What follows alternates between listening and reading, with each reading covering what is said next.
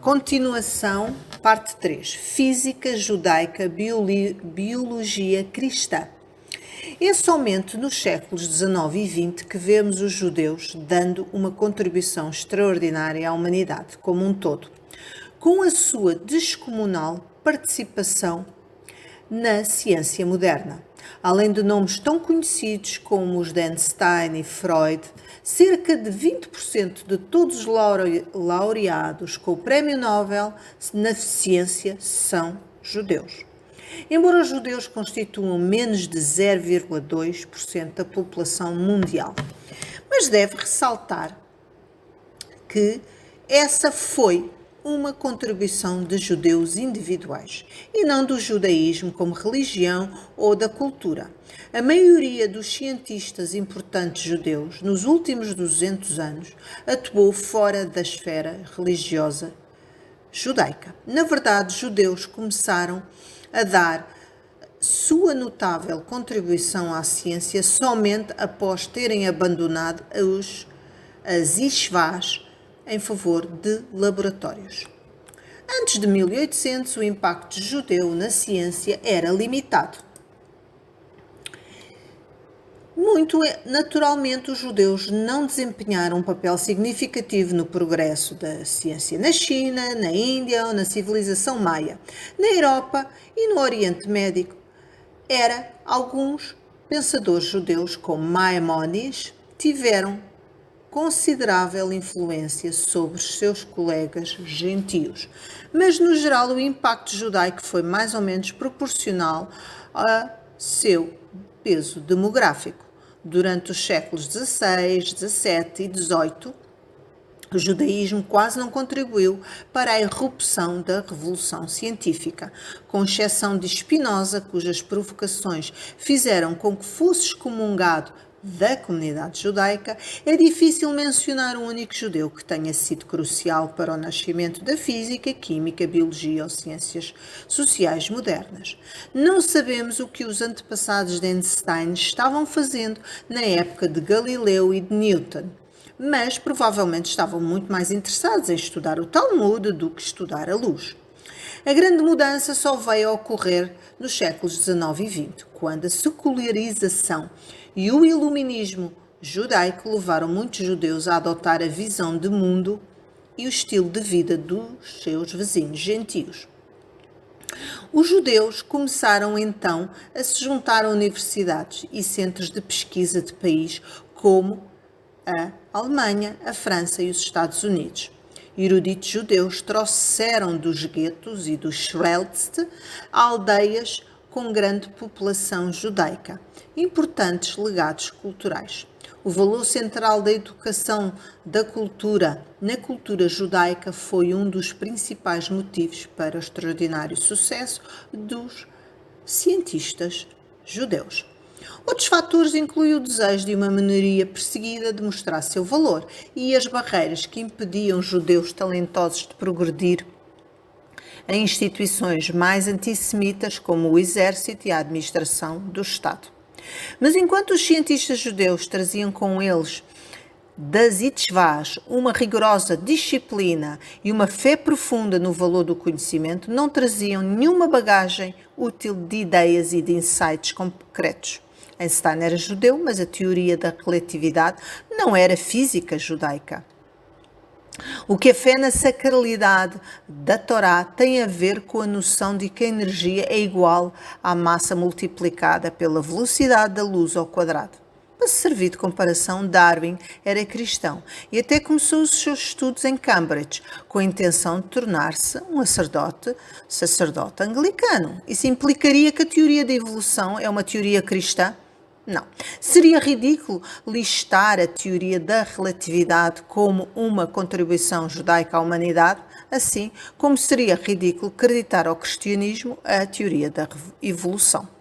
Da mesma forma, é difícil qualquer coisa particularmente judaica na invenção do processo de sintetizar amônia de Fritz Haber, Prémio Nobel da Química em 1918, na descoberta do antibiótico da streptomicina por Selman Waksman, Prémio Nobel da Fisiologia ou Medicina em 1952, ou na descoberta dos quase cristais de Dan Schittmann, Prémio Nobel de Química em 2011. No caso de estudiosos das áreas de humanidades e ciências sociais como Freud, sua herança judaica teve provavelmente um impacto mais profundo em seus insights. Porém, mesmo nesses casos, as descontinuidades são mais flagrantes do que as conexões que sobrevivem. As visões de Freud sobre a psique humana foram muito diferentes das do Rabi José Caro ou do Rabi Yochanan Ben Zakkai. Ele não descobriu o complexo de Édipo consultando cuidadosamente o Shmuel Haruk, o código prático da lei judaica. Para resumir, embora a ênfase judaica no estudo provavelmente tenha dado uma importante contribuição ao sucesso excepcional dos cientistas judeus, foram pensadores gentios que proveram os fundamentos para as realizações de Einstein, Haber e Freud. A revolução científica não foi um projeto judaico e os judeus só encontraram seu lugar quando foram das yeshivás para as universidades. Na verdade, o hábito judaico de buscar respostas a todas as questões lendo textos antigos constituiu um obstáculo significativo para a integração judaica no mundo da ciência moderna, onde as respostas vêm de observações e experimentos. Se existe alguma coisa no que tange à realização judaica em si mesma que necessariamente leva a inovações científicas, como é que entre 1905 e 1933 10 judeus seculares alemães receberam o Prémio Nobel da Química, Medicina e Física, mas durante o mesmo período nem um só judeu ultra-ortodoxo, um só judeu búlgaro ou iemenita recebeu qualquer prémio Nobel. Para não criar suspeitas que sou um judeu que odeia judeus ou um antissemita, quero enfatizar que não estou afirmando que o judaísmo foi uma religião especialmente má ou obscurantista. Tudo o que estou dizendo é que não foi importante para a história da humanidade. Durante muitos séculos, o judaísmo foi uma humilde religião de uma pequena minoria perseguida que preferia ler e contemplar a conquistar países distantes e queimar hereges na estaca. Os antissemitas comumente pensam que os judeus são muito importantes. Antissemitas imaginam que os judeus controlam o mundo, ou o sistema bancário, ou pelo menos a média, e que deve-se culpá-los de tudo, desde o aquecimento global até aos ataques de 11 de setembro. Essa paranoia antissemita é tão ridícula quanto a megalomania judaica. Os judeus podem ser um povo muito interessante, mas quando se olha para o quadro como um todo, tem que se constatar que eles têm tido um impacto muito limitado no mundo. Ao longo da história, os humanos criaram centenas de religiões e seitas diferentes. Um punhado delas.